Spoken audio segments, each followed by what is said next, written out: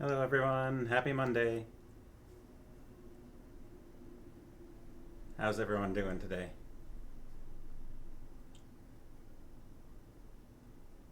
Long weekend? Everyone have a good long weekend so far? It's not quite over yet, but I guess it will be soon.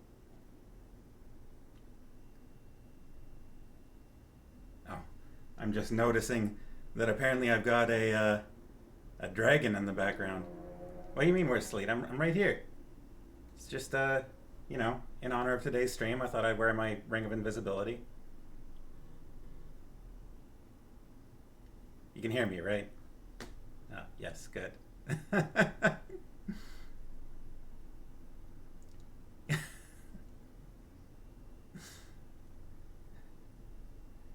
We've got behind me there the Eagles are not forks. Oh, you, says Robokio. I'm still doing it. I'm still saying Robot Kyo, not Robot Kyo. Ugh.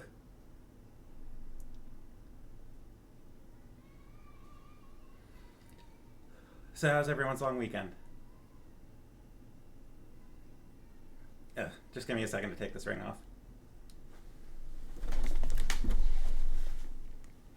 Ha ha ha ha. Here I am. Rowboat key. Oh. Pharma says there are 6 dragons. Let's see. We got over here. We got my big red dragon. We got some dragons hugging. So that's 3, 4, 5. Is there a sneaky dragon somewhere? Is there one in the case? Oh yes, there's one. Yeah, there.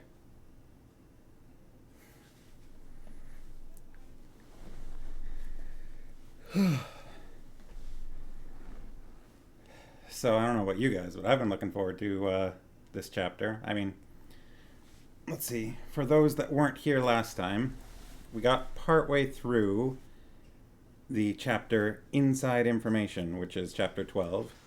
And once more, for those who weren't here, let's show the fantastic artwork. Yeah.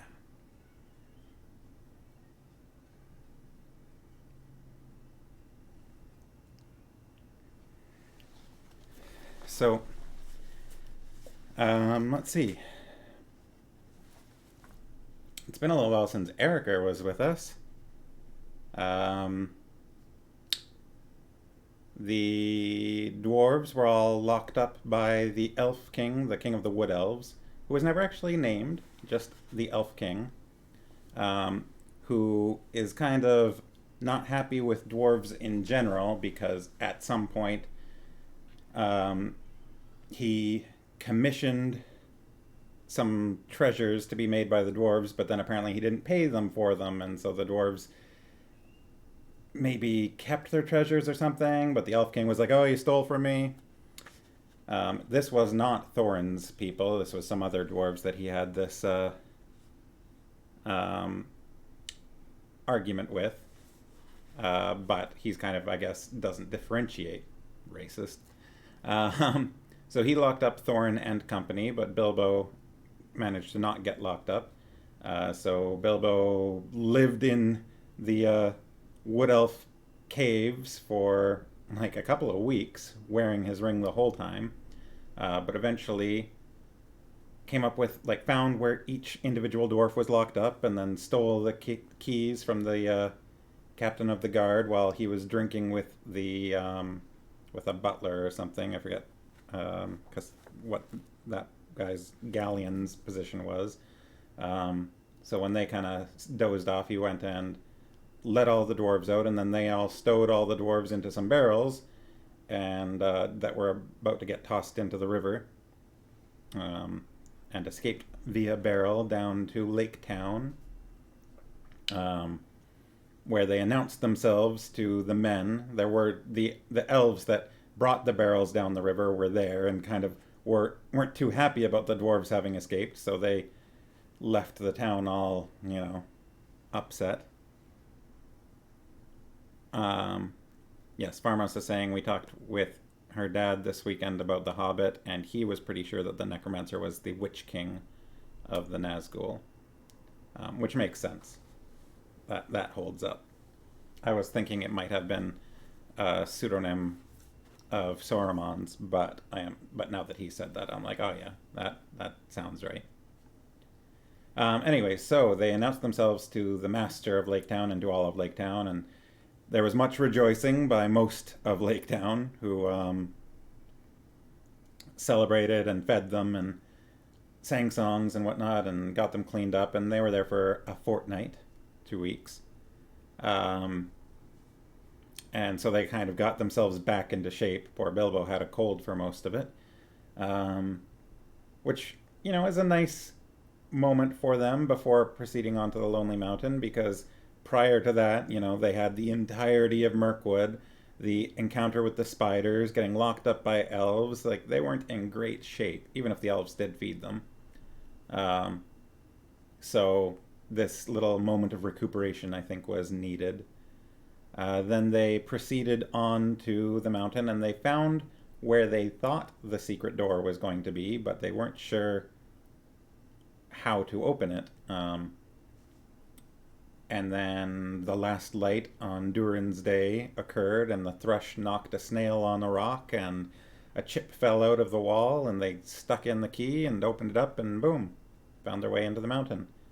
And then they'd sent Bilbo in alone, of course, and he snuck in and beheld the great treasure with the great dragon sleeping on top of it. And he snuck on down and he stole a cup from the treasure, a big cup, almost as big as he could carry, and he dragged it back to the dwarves, who rejoiced greatly and, promised themselves to his service and their, for generations to come. And then they heard the sound of the dragon waking up and noticing almost immediately that the cup had been stolen, because, of course, a dragon knows every single piece of treasure down to the last coin. And so there was lots of roaring and rumbling, and that's where we left off. We have not yet spoken with the dragon or anything like that. They're just kind of cowering in fear of this wrath that might fall down on their heads. So that's about where we're at. On page 264, or is it 265 we're on? 264 or 265 out of 365. So we have about 100 pages to go. I didn't even notice that when we finished last time. We're only 100 pages from the end. That's not that much. We've read more than twice that. It's gone, I think, quicker than I expected it to, this book.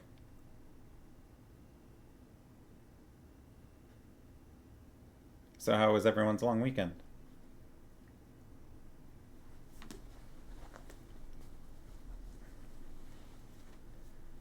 Anyone do anything fun? We had tacos with Farmhouse's parents. That was tasty.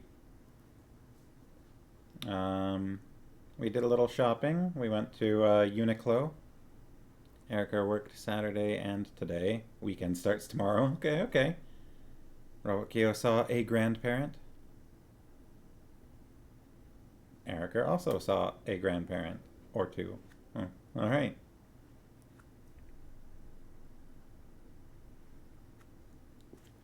Yeah, we stopped in at Uniqlo.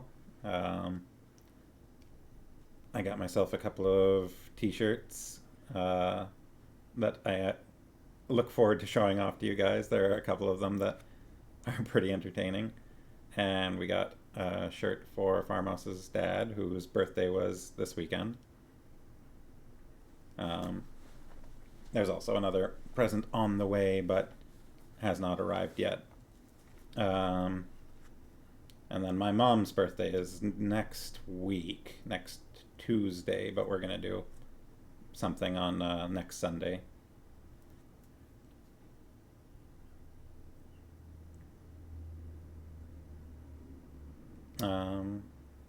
Yeah. really is the birthday month. Yeah, I guess so.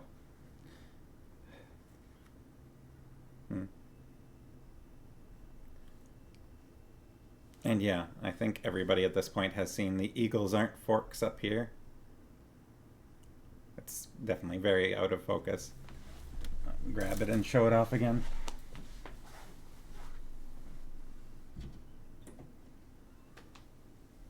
Speaking of, no sign of the Sharkies yet. Oh no, they weren't going to make it today. That's right, because John is running a D&D game today. He was getting ready for that on Friday. I forgot. Yes, it is so great.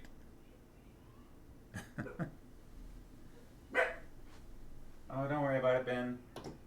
Ben's barking because there's some people making noise outside.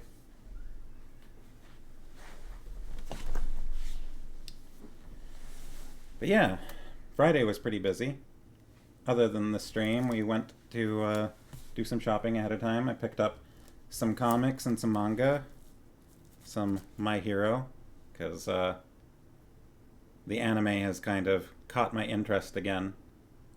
I'd lost it a little bit, but there have been some interesting plot points, so I kind of wanted to start reading it again. I'm pretty far back. I had previously read up to the Overhaul arc, but I didn't finish that because it got really convoluted in the art style. I wasn't a big fan, but now I'm interested again. And then yeah, like Farmhouse is saying, we went to see Shang-Chi, which was quite fun. I think it was definitely better than Black Widow. You know, I thought Black Widow was okay, but it wasn't good. It was just okay. It had a weird, almost too much humor in Black Widow, I think, and it didn't mesh very well. I feel like the story didn't flow very well. And some of the character stuff was just sort of weird in it. But Shang-Chi was very good.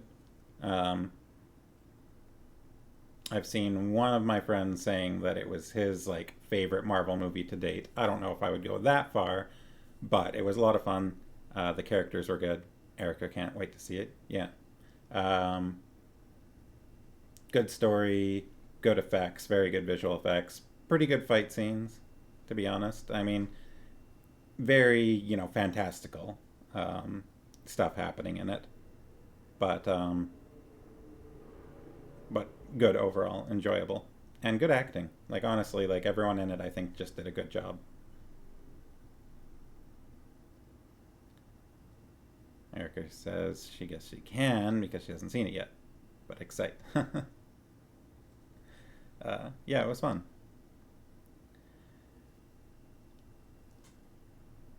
Yeah, so that was our Friday. We did lots then, and then Saturday I think we took it a little easier. Just taking Benedict for walks and things like that. I've been playing lots of Ghost of Tsushima. Just before the stream, just finished a big story point in that. That's been lots of fun. I've been very much enjoying that game. It's just tricky because I can only play it really when Farmhouse is there because she wants to see the story stuff too. Which I don't mind, but it means that I'm not playing it as much as I might be. The fighting's fun in that game. You've got occasionally the controls get a little clunky. Oh, Mike started playing it today. Nice. But so far I have 4 different stances for 4 different and those different stances are effective versus different enemy types.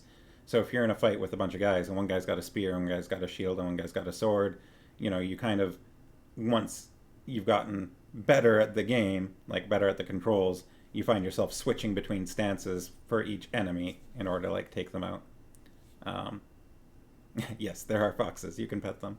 I had a pretty good fight where there was 10 guys, and I just kind of flew through them all, just switching stances like crazy, and just yeah, it went real quick. That was fun. But I think we should probably get on with this. Dragon time. Well, soon. I haven't spent any time trying to figure out the voice for this dragon.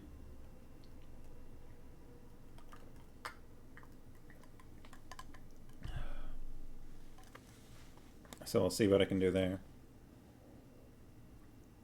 Alright, let's see.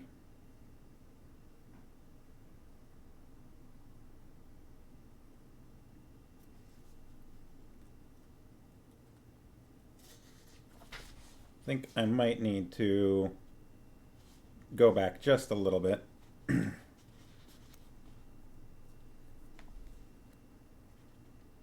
Alright, let's see. So here we are talking about the dragon. He stirred and stretched forth his neck to sniff. Then he missed the cup. Thieves! Fire! Murder! Such a thing had not happened since first he came to the mountain. His rage passes description, the sort of rage that is only seen when rich folk that have more than they can enjoy suddenly lose something that they have long had but have never before used or wanted. There's some social commentary, isn't it? His fire belched forth. The hall smoked. He shook the mountain roots. He thrust his head in vain at the little hole, then, coiling his length together, roaring like thunder underground, he sped from his deep lair, through its great door, out into the huge passages of the mountain palace and up towards the front gate. To hunt the whole mountain till he had caught the thief and had torn and trampled him was his one thought. He issued from the gate. The waters rose in fierce whistling steam, and up he soared, blazing into the air, and settled on the mountain top in a spout of green and scarlet flame. The dwarves heard the awful rumor of his flight, and they crouched against the walls of the grassy terrace, cringing under boulders, hoping somehow to escape the frightful eyes of the hunting dragon. There they would have all been killed, if it had not been for Bilbo once again. "Quick! Quick!" he gasped. "The door! The tunnel! It's no good here!" Roused by these words, they were just about to creep inside the tunnel, when Bifur gave a cry. "My cousins! Bomber and Boffer! We have forgotten them! They are down in the valley!" "They will be slain, and all our ponies too, and all our stores lost," moaned the others. "We can do nothing." "Nonsense," said Thorin, recovering his dignity. "We cannot leave them. Get inside, Mr. Baggins and Balin, and you too, Fili and Kili. The dragon shan't have all of us. Now you others, where are the ropes? Be quick!" Those were perhaps the worst moments they had been through yet. The horrible sounds of Smaug's anger were echoing in the stony hollows far above.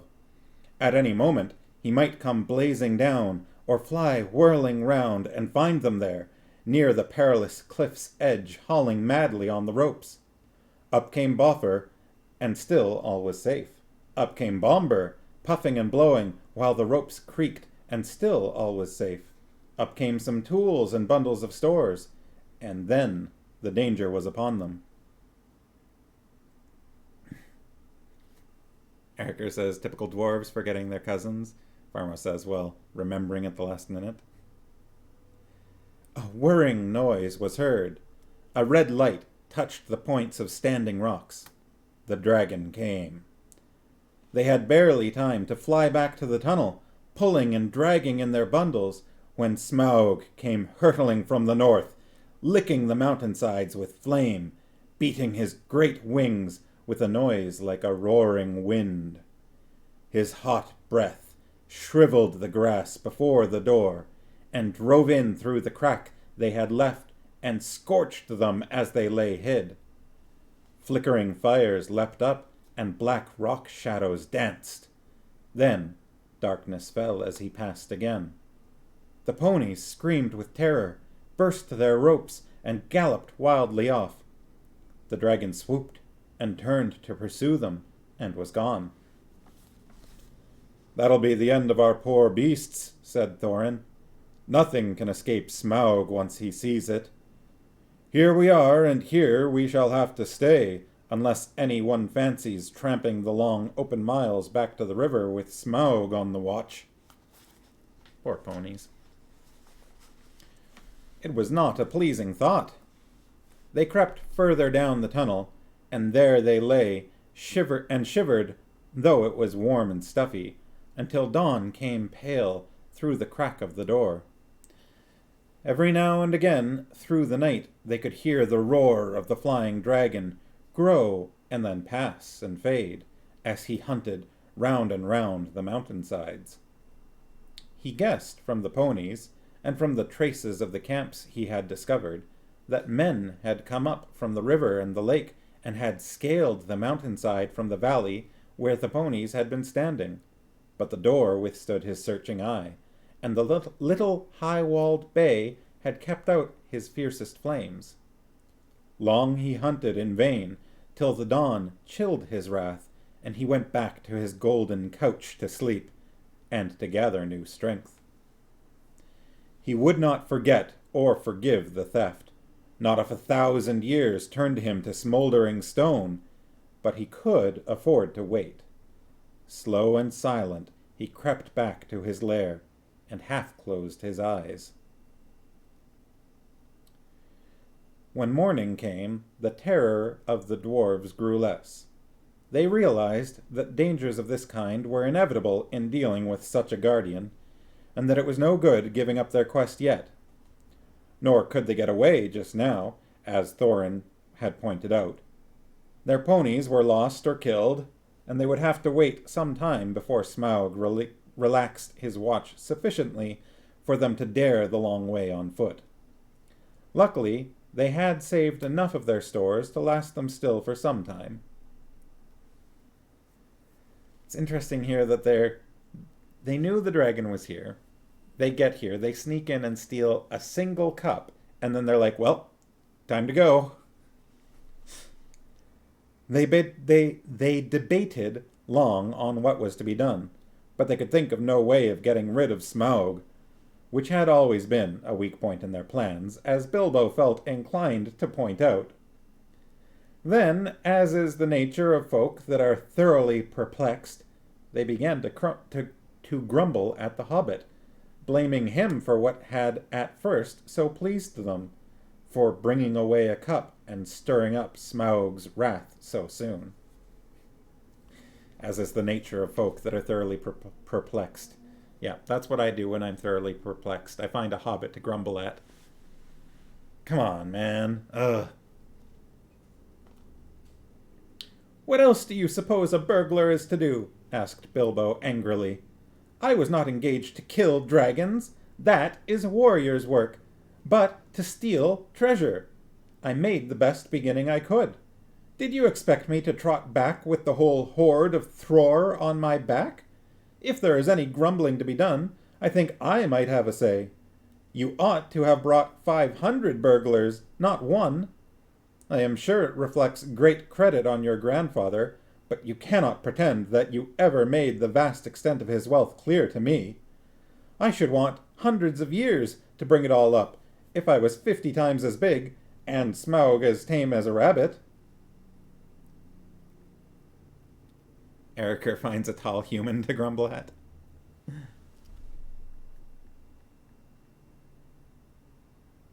Oh, Farmos was just about to type that. The? You assume the? About the Hobbit.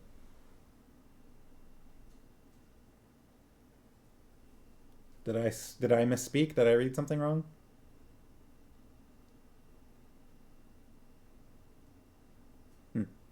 Well, anyways.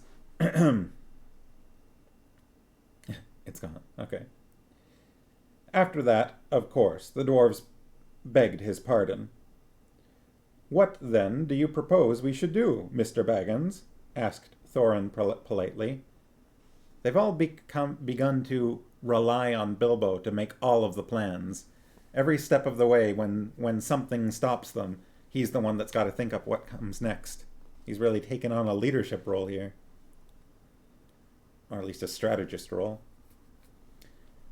I have no idea at the moment, if you mean about removing the treasure.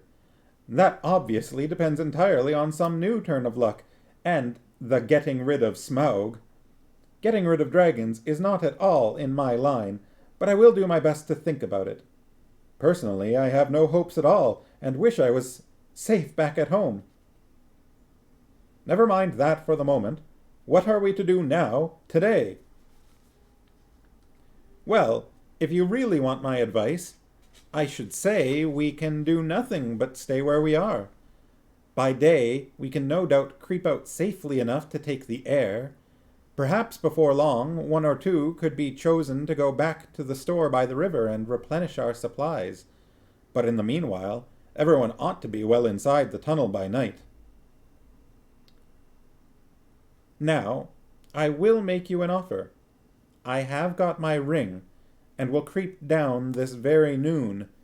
Then, if ever Smaug ought to be napping, and see what he is up to. Perhaps something will turn up. Every worm has his weak spot, as my father used to say, though I am sure it was not from personal experience. Naturally, the dwarves accepted the offer eagerly. Already they had come to respect little Bilbo. Now he had become the real leader in their adventure. Well, there it is. He had begun to have ideas and plans of his own. When midday came, he got ready for another journey down into the mountain. He did not like it, of course, but it was not so bad now he knew more or less what was in front of him. Had he known more about dragons and their wily ways, he might have been more frightened and less hopeful of catching this one napping. The sun was shining when he started, but it was as dark as night in the tunnel. The light from the door, almost closed, soon faded as he went down. So silent was his going that smoke on a gentle wind could hardly have surpassed it, and he was inclined to feel a bit proud of himself as he drew near the lower door. There was only the very faintest glow to be seen. Old Smaug is weary and asleep, he thought. He can't see me, and he won't hear me. Cheer up, Bilbo. He had forgotten, or had never heard about, dragons' sense of smell. It is also an awkward fact that they can keep half an eye open watching while they sleep, if they are suspicious. Smaug certainly looked fast asleep, almost dead and dark, with scarcely a snore more than a whiff of unseen steam, when Bilbo peeped once more from the entrance.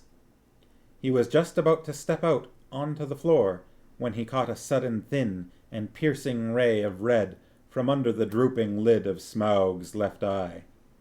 He was only pretending to sleep. He was watching the tunnel entrance. Hurriedly, Bilbo stepped back and blessed the luck of his ring. Then Smaug spoke. And now I've got to figure out a voice for a dragon. Awkward fact. Bilbo's got to be pretty ripe by now. He might have bathed at Lake Town. I'm pretty sure he probably did bathe at Lake Town. Other than, the unintentional bathing all the way down the river. But ever since they left Lake Town, he probably hasn't had much of a cleaning up. Although I think, hobbits in general are probably pretty fastidious. They've spent days going up and hanging around the mountain. Yeah, that's true. So unless he went down to the stream where their camp was, he probably didn't clean up too much. All right, let's see. What do you guys think a dragon should sound like? Give me some descriptive words.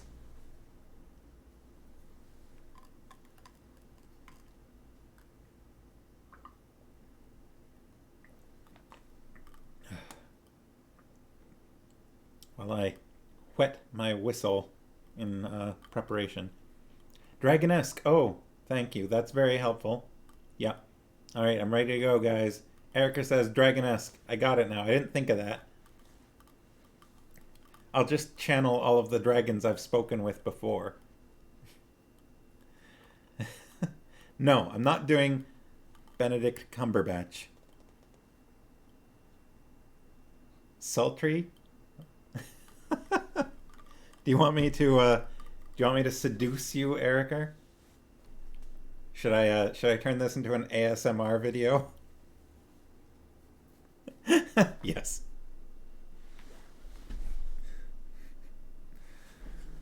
Well, thief.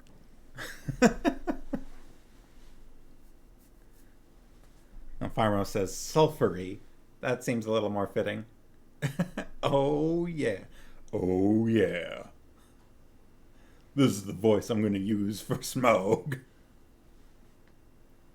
It's definitely not. That's the one. All right.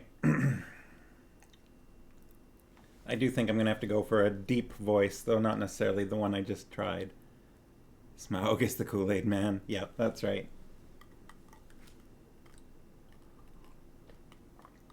Who wants a body massage? Body massage machine, go!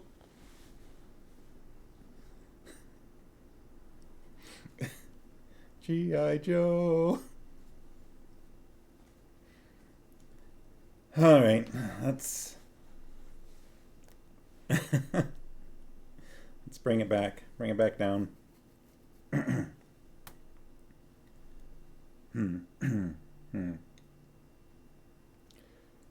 Well, thief, I smell you and I feel your air. I hear your breath. Come along, help yourself again, there is plenty and to spare. How's that? But Bilbo was not quite so unlearnt in dragon lore as all that, and if Smaug hoped to get him to come nearer so easily, he was disappointed.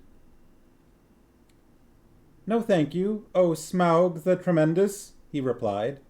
"I did not come for presents. I only wished to have a look at you and see if you were truly as great as tales say. I did not believe them."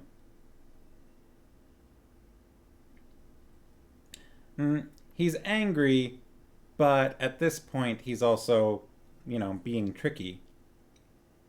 Angy. Yeah. Sorry. Angy. Do you now? Said the dragon, somewhat flattered, even though he did not believe a word of it.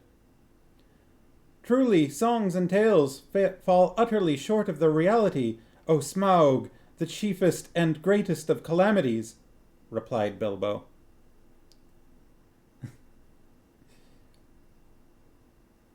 You have nice manners for a thief and a liar, said the dragon.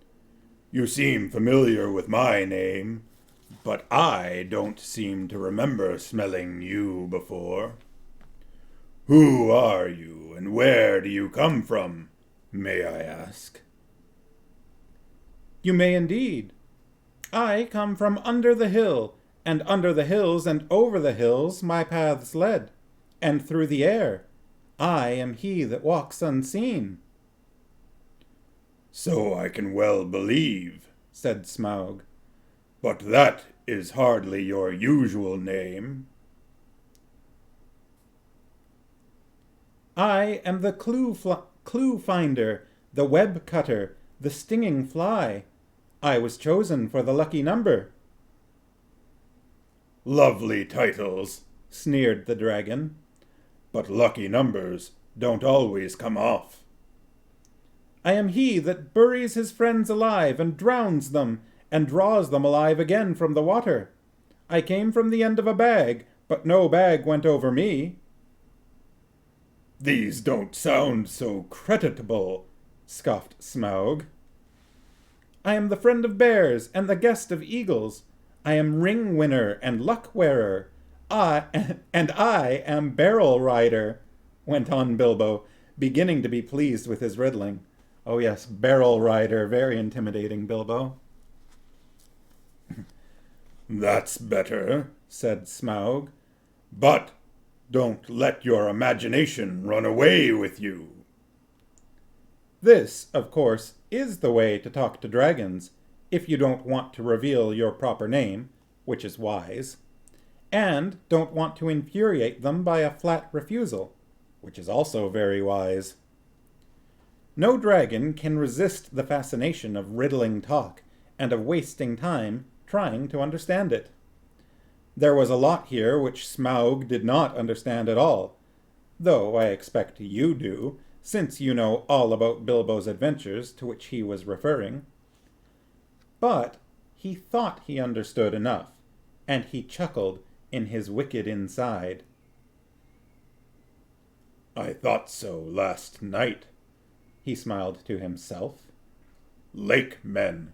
Some nasty scheme of those miserable tub-trading lake men, or I'm a lizard. I haven't been down that way for an age and an age, but I will soon alter that. Very well, O barrel rider, he said aloud. Maybe Beryl was your pony's name, and maybe not, though it was fat enough. You may walk unseen, but you did not walk all the way.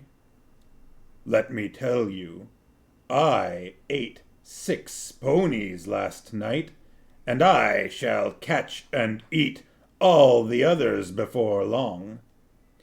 In return for the excellent meal, I will give you one piece of advice for your good. Don't have more to do with dwarves than you can help. Dwarves? Said Bilbo, in pretended surprise. Farmo says, ponies, no. Don't talk to me, said Smaug. I know the smell and taste of dwarf. No one better. Don't tell me that I can eat a dwarf-ridden pony and not know it. You'll come to a bad end if you go with such friend, thief, barrel rider. I don't mind if you go back and tell them so from me. But he did not tell Bilbo that there was one smell he could not make out at all. Hobbit smell. It was quite outside his experience and puzzled him mightily. See, Bilbo doesn't stink, he's just confusing smelling.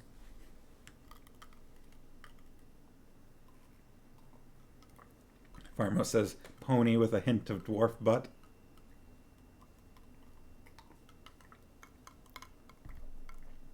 A beard hair or two as a garnish. Smaug's confused. Better find a hobbit to yell at. Well, he's already doing that.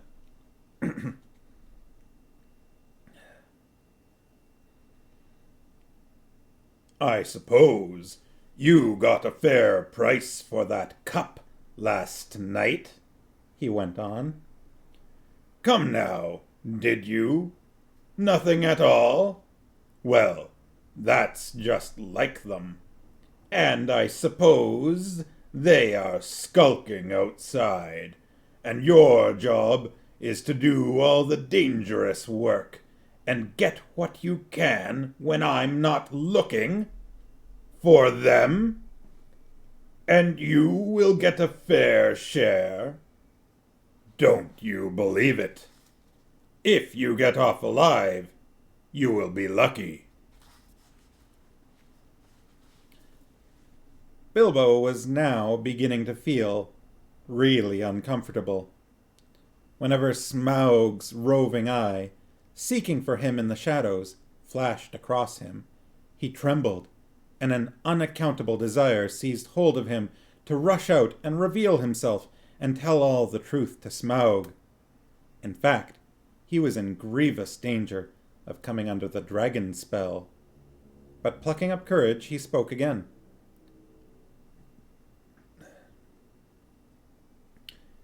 You don't know everything, O Smaug the Mighty, said he. Not gold alone brought us hither.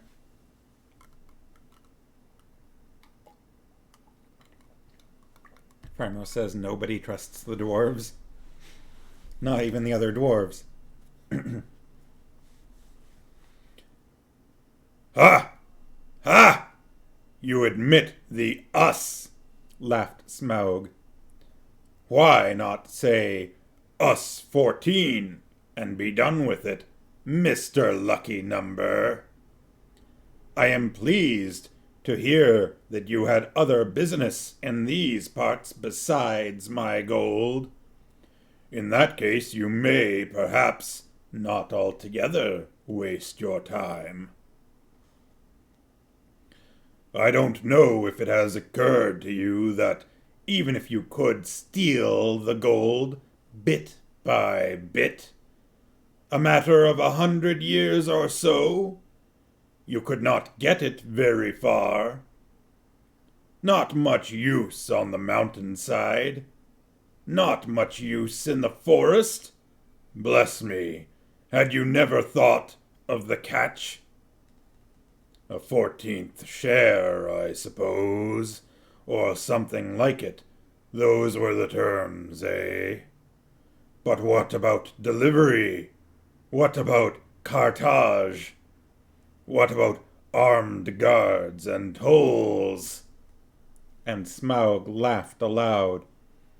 He had a wicked and a wily heart, but he knew his guesses were not far out, though he suspected that the lake men were at the back of the plans, and that most of the plunder was meant to stop there in the town, by the shore that, in his young days, had been called Esgaroth. You will hardly believe it, but poor Bilbo was really very taken aback. So far, all his thoughts and energies had been concentrated on getting to the mountain and finding the entrance. He had never bothered to wonder how the treasure was to be removed. Certainly, never how any part of it that might fall to his share was to be brought back all the way to Bag End under hill. Now, a nasty suspicion began to grow in his mind. Had the dwarves forgotten this important point too, or were they laughing in their sleeves at him all the time? That is the effect that dragon talk has on the inexperienced. Bilbo, of course, ought to have been on his guard, but Smaug had rather an overwhelming personality. I feel like we need to take a second to take in the cover again. Though I feel like this particular image makes Smaug look too small and thin. You can't really see his body, but his neck is very thin and his tail is very thin. Especially with Bilbo, who is supposed to be very small, not looking like he's very far away. But still, a nice view of the treasure hoard. Erica imagines the classic Tolkien dragon for Smaug.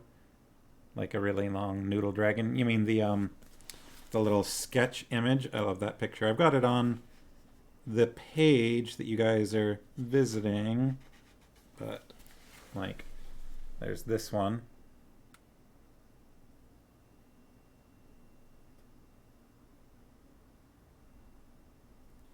On the map. And do I have another anywhere? I don't think I've got another image of it here.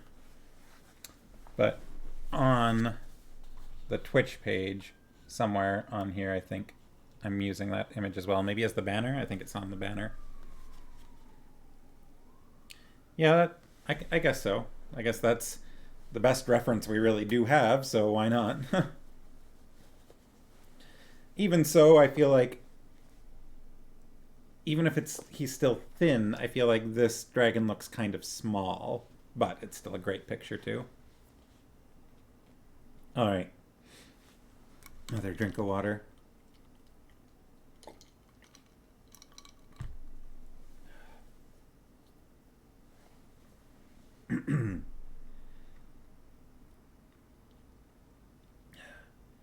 Bilbo, of course, ought to have been on his guard, but Smaug had rather an overwhelming personality.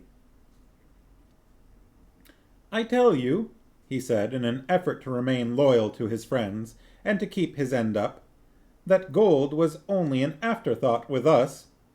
We came over hill and under hill, by wave and wind, for revenge.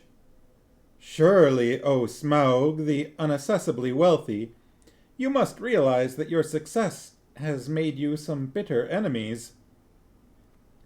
Then Smaug really did laugh, a devastating sound which shook Bilbo to the floor, while far up in the tunnel the dwarves huddled together and imagined that the hobbit had come to a sudden and a nasty end.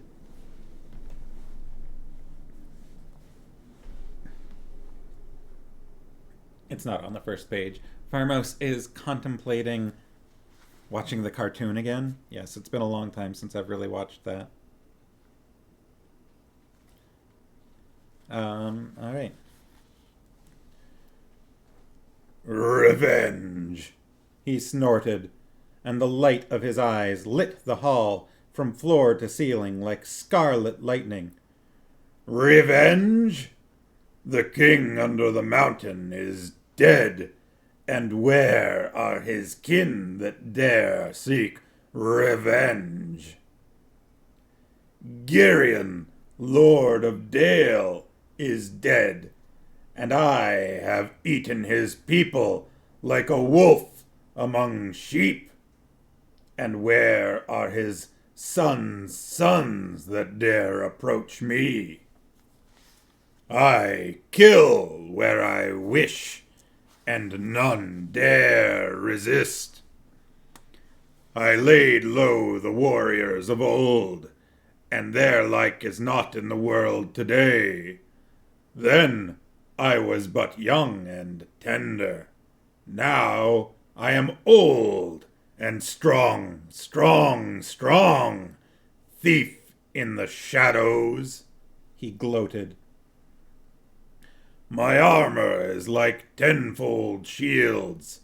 My teeth are swords, my claws spears, the shock of my tail a thunderbolt, my wings a hurricane, and my breath death. Interesting that he compares himself to a wolf. I think he would think himself above a wolf. Guess it's just a turn of phrase. I have always understood, said Bilbo in a frightened squeak, that dragons were softer underneath, especially in the region of the, chest. But doubtless one so fortified has thought of that. The dragon stopped short in his boasting. Your information is antiquated, he snapped. I am armored above and below with iron scales and hard gems.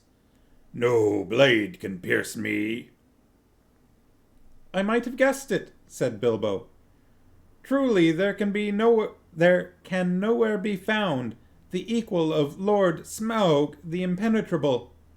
What magnificence to possess a waistcoat of fine diamonds. Yes, it is rare and wonderful indeed, said Smaug, absurdly pleased. He did not know that the hobbit had already caught a glimpse of his peculiar undercovering on his previous visit, and was itching for a closer view for reasons of his own. The dragon rolled over. Look, he said. What do you say to that? He's so vain.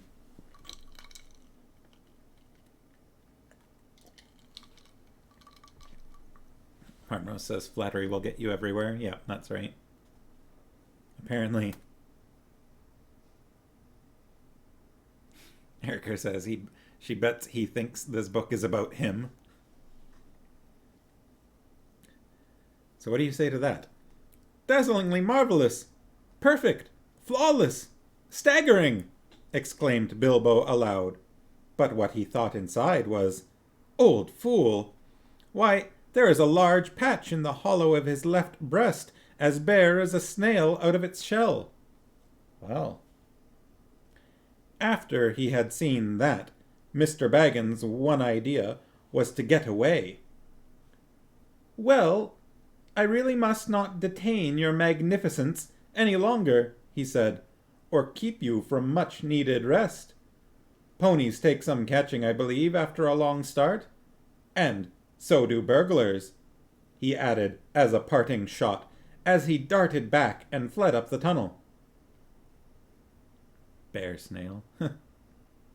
It was an unfortunate remark, for the dragon spouted terrific flames after him, and fast though he sped up the slope, he had not gone nearly far enough to be comfortable before the ghastly head of Smaug was thrust against the opening behind. Luckily, the whole head and jaws could not squeeze in, but the nostrils sent forth fire and vapor to pursue him, and he was nearly overcome, and stumbled blindly on in great pain and fear. He had been feeling rather pleased with the cleverness of his conversation with Smaug, but his mistake at the end shook him into better sense. "Never laugh at live dragons, Bilbo, you fool," he said to himself, and it became a favorite saying of his later, and passed into a proverb. "You aren't nearly through this adventure yet," he added, and that was pretty true as well. Just had to get in the last word. Yeah, that's right, Farmos. Oh boy. The afternoon was turning into evening when he came out again and stumbled and fell in a faint on the doorstep. The dwarves revived him and doctored his scorches as well as they could, but it was a long time before the hair on the back of his head and his heels grew properly again. It had all been singed and frizzled right down to the skin. In the meanwhile, his friends did their best to cheer him up, and they were eager for his story, especially wanting to know why the dragon had made such an awful noise, and how Bilbo had escaped. But the hobbit was worried and uncomfortable, and they had difficulty in getting anything out of him. On thinking things over, he was now regretting some of the things he had said to the dragon, and was not eager to repeat them. The old thrush was sitting on a rock nearby, with his head cocked on one side, listening to all that was said. It shows what an ill temper Bilbo was in. He picked up a stone and threw it at the thrush, which merely fluttered aside and came back. Come on, Bilbo, you're better than that.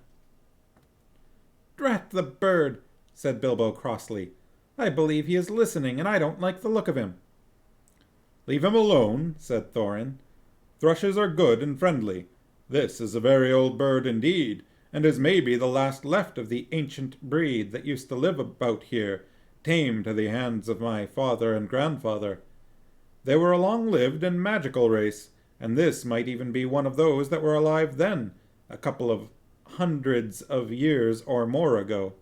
Well, that actually answers a little bit about the thrush then, because that was sort of a curious thing. They had this passage saying that they had to wait for a thrush to come and knock on this particular day, and then a thrush does. So, if they were an intelligent and ancient race of magical beasts, that answers that.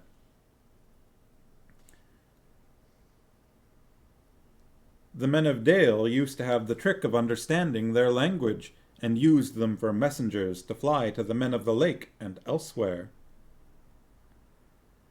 "Well, he'll have news to take to Lake Town all right, if that is what he's after," said Bilbo. "Though I don't suppose there are any people left there that trouble with thrush language." "Why, what has happened?" cried the dwarves. "Do get on with your tale." Fancy burb. So, Bilbo told them all he could remember, and he confessed that he had a nasty feeling that the dragon guessed too much from his riddles, added to the camps and the ponies. "I am sure he knows we came from Lake Town and had help from there, and I have a horrible feeling that his next move may be in that direction. I wish to goodness I had never said that about Barrel Rider. It would make even a blind rabbit in these parts think of the lake men." "Well, well, it cannot be helped. And it is difficult not to slip in talking to a dragon, or so I have always heard," said Balin, anxious to comfort him. "I think you did very well, if you ask me. You found out one very useful thing at any rate, and got home alive, and that is more than most can say who have had words with the likes of Smaug. It may be a mercy and a blessing yet to know of the bare patch in the old worm's diamond waistcoat." That turned the conversation, and they all began discussing dragon slayings historical, dubious, and mythical, and the various sorts of stabs and jabs and undercuts, and the different arts, devices, and stratagems by which they had been accomplished. The general opinion was that catching a dragon napping was not as easy as it sounded, and the attempt to stick one or prod one asleep was more likely to end in disaster than a bold frontal attack. All the while the thrush listened, till at last, when the stars began to peep forth, it silently spread its wings and flew away. And all the while they talked and the shadows lengthened, Bilbo became more and more unhappy, and his forebodings grew. Varmo says, nice that someone's not just immediately ragging on him, actually gave him a compliment on how he did. You know, going and having a conversation with a dragon is kind of the stuff out of a legend already. At last, he interrupted them. I am sure we are very unsafe here, he said, and I don't see the point of sitting here. The dragon has withered all the pleasant green, and anyway the night has come, and it is cold. But I feel it in my bones that this place will be attacked again. Smaug knows now how I came down to his hall, and you can trust him to guess where the other end of the tunnel is. He will break all this side of the mountain to bits if necessary to stop up our entrance, and if we are smashed with it, the better he will like it. You are very gloomy, Mr. Baggins, said Thorin. Why has not Smaug blocked the lower end, then, if he is so eager to keep us out? He has not, or we should have heard him. I don't know. Because at first he wanted to try and lure me in again, I suppose, and now perhaps because he is waiting till after tonight's hunt, or because he does not want to damage his bedroom if he can help it. But I wish he would not argue. Smaug will be coming out at any minute now, and our only hope is to get well in the tunnel and shut the door. He seemed so much in earnest that the dwarves at last did as he said, though they delayed shutting the door. It seemed a desperate plan, for no one knew whether or how they could get it open again from the inside, and the thought of being shut in a place from which the only way out led through the dragon's lair was not one they liked. Also, everything seemed quite quiet, both outside and down the tunnel. So, for a longish while, they sat inside, not far down from the half-open door, and went on talking. The talk turned to the dragon's wicked words about the dwarfs. Bilbo wished he had never heard them, or at least that he could feel quite certain that the dwarves now were absolutely honest when they declared that they had never thought at all about what would happen after the treasure had been won. We knew it would be a desperate venture, said Thorin, and we know that still. And I still think that when we have won it, it will be time enough to think about what to do about it. As for your share, Mr. Baggins, I assure you we are more than grateful, and you shall choose your own 14th as soon as we have anything to divide. I am sorry if you are worried about transport, and I admit the difficulties are great. The lands have not become less wild with the passing of time, rather the reverse. But we will do whatever we can for you, and take our share of the cost when the time comes. Believe me or not, as you like. From that, the talk turned to the great hoard itself, and to the things that Thorin and Balin remembered. They wondered if they were still lying there unharmed in the hall below, the spears that were made for the armies of the great king Bledorthin. Bledorthin? Bladorthin. Bledorthin. Bladorthin? I don't know. That's a strange name. Long since dead. Each had a thrice-forged head, and their shafts were inlaid with cunning gold. But they were never delivered or paid for. Shields made for warriors long dead, the great golden cup of Thror, two-handed, hammered, and carven with birds and flowers, whose eyes and petals were of jewels. Coats of mail, gilded and silvered and impenetrable.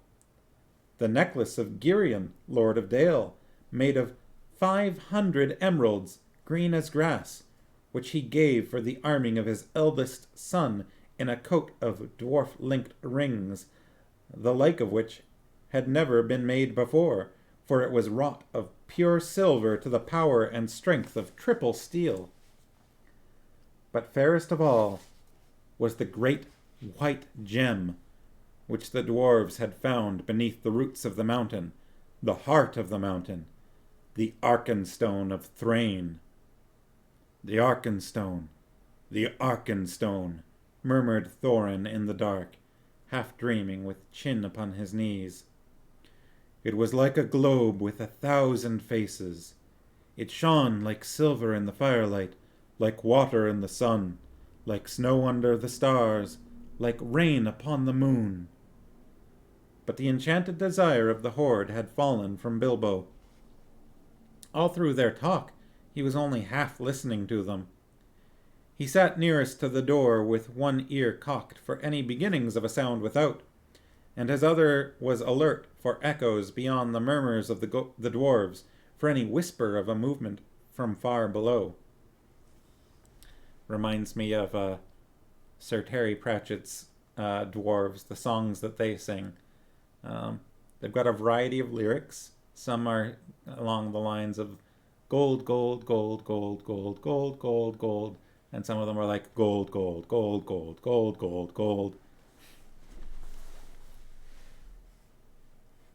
Darkness grew deeper, and he grew ever more uneasy. "Shut the door," he begged them. "I fear that dragon in my marrow. I like this silence far less than the uproar of last night. Shut the door before it is too late." Speaking of getting too late, it's past 8 o'clock now. How much do we have? Oh, we're on the last couple pages here of this chapter. Something in his voice gave the dwarves an uncomfortable feeling. Slowly, Thorin shook off his dreams, and getting up, he kicked away the stone that wedged the door. Then they thrust upon it, and it closed with a snap and a clang. No trace of a keyhole was there left on the inside. They were shut in the mountain.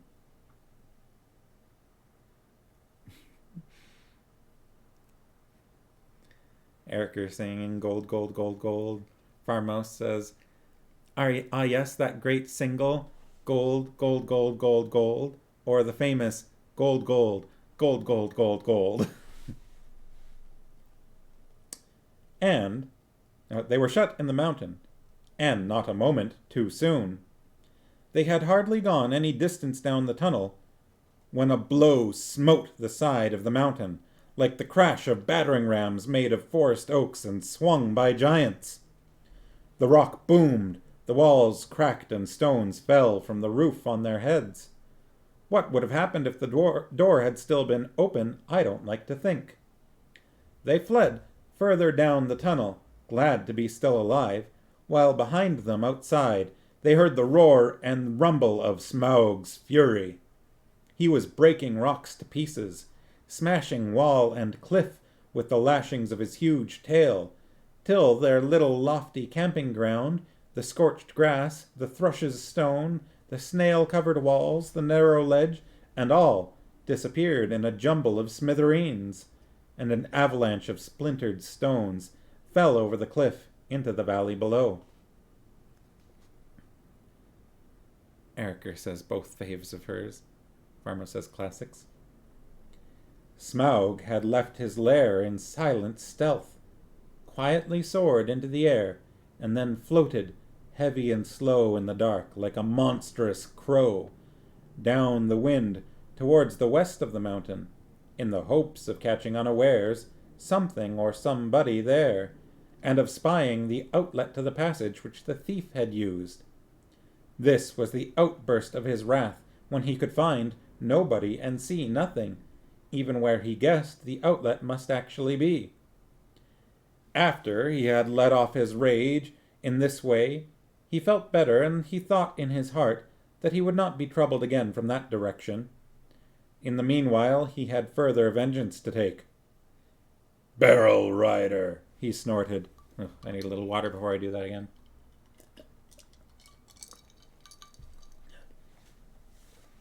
your feet came from the waterside, and up the water you came without a doubt. I don't know your smell, but if you are not one of those men of the lake, you had their help. They shall see me, and remember who is the real king under the mountain. He rose in fire and went away south towards the running river. And that's page 281. On page 282, we start chapter 13. So I can get it to focus. We've got some treasure here. Which way do I need to turn it? Like that. Sometimes it happens right away, and sometimes can't get it at all. Let's try closer and more centered. You can see it at least a little there.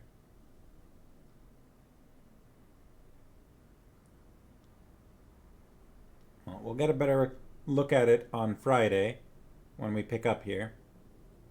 But it's called Not at Home. And we got an image of some treasure, what looks like a fancy helm on top of coins and plates and cups, and a very fancy sword with some sort of sash. So that was a big chapter. Lots happening there. Some of the most exciting moments in the book are taking place here. Bilbo loves his riddles, as do dragons, apparently. It's a good thing that that Bilbo loves his riddles, because it seems like that benefited him. Although he really did give a lot away there, even if he thought he was being clever. Oh, Smaug's voice has done a number on my throat. Yeesh.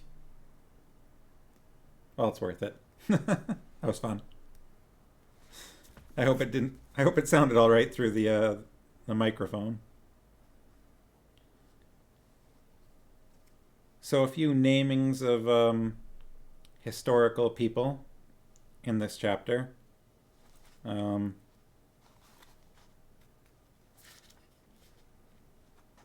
Lord of Dale, what was his name? Something with a G.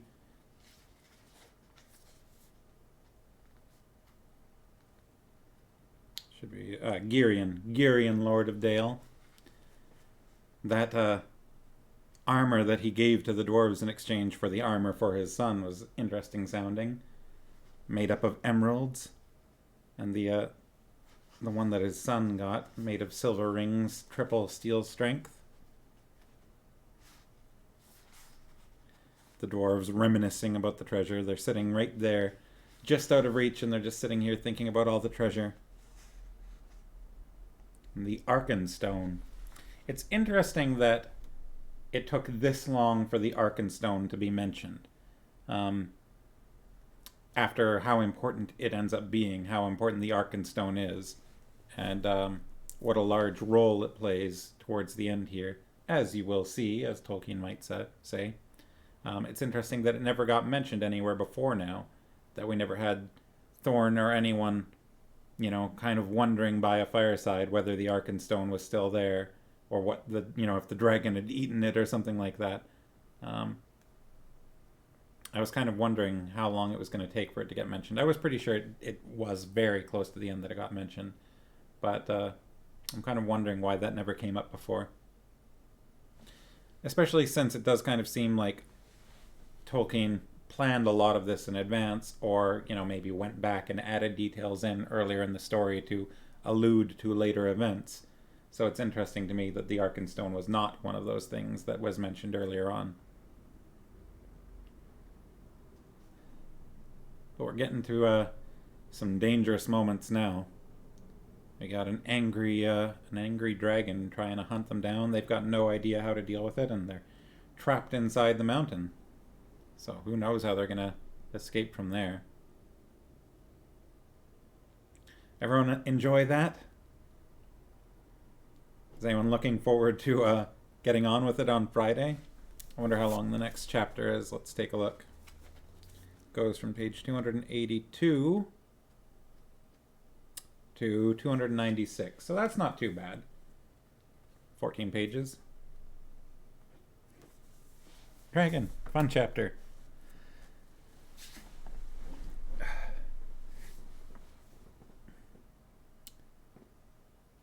Yeah. Smaug is definitely a great depiction of a dragon in a book. I don't know.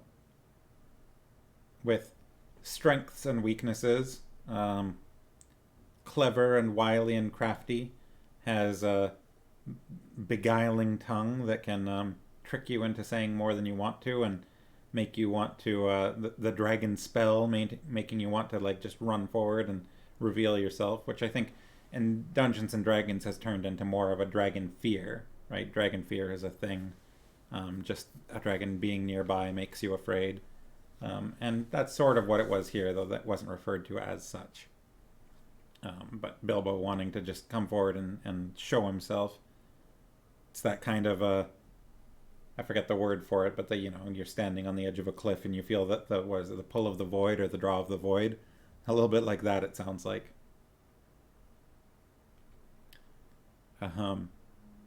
But also has some weaknesses, Smaug. In partly, I think, in thinking himself so clever is one of them.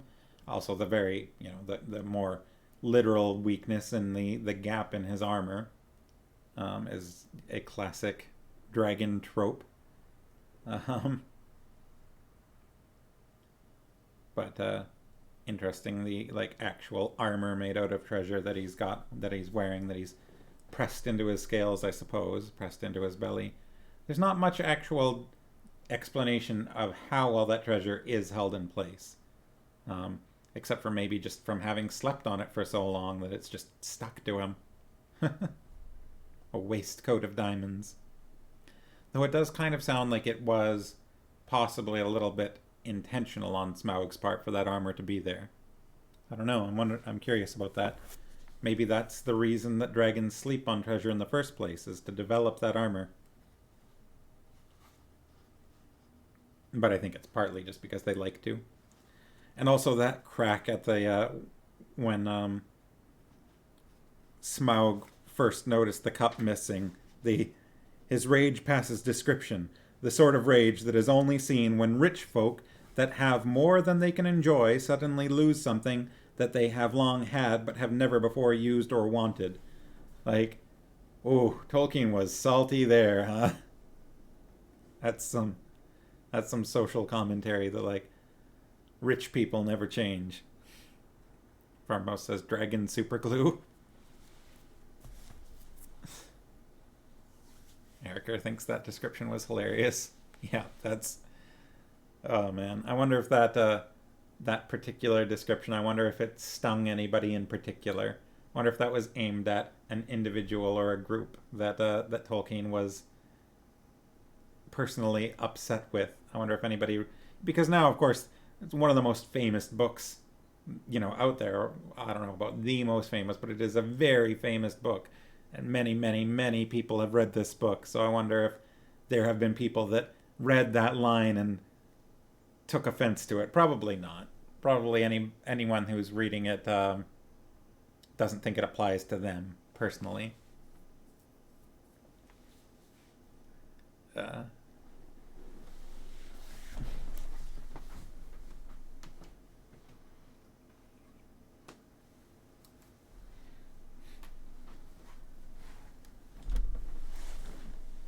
Dragon with a little bit of a treasure there.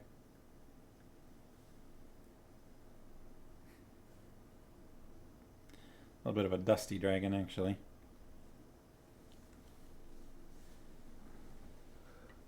been waiting a very, very long time for an opportunity to use that in a game. And I've had an idea or two. Erica remembers when I got that ages ago. Yeah. Yeah, that was all. I mean, that was, back when we were playing 3.5. I think I was probably working at Stream at the time. That's probably how I paid for it. And that was from one of the stores in Chilliwack. I can remember the look of the place, but I don't remember the name of it. Yeah, for years and years, I've had an idea of what I want to do with that particular model. But I've just it's never quite gotten around to it, and it's so distressingly difficult to actually be in a game of Dungeons and Dragons without, I don't know, I suppose, playing online. But I don't like people I don't know. I like you guys. I don't want to go online and play with people I don't know. People I don't know suck.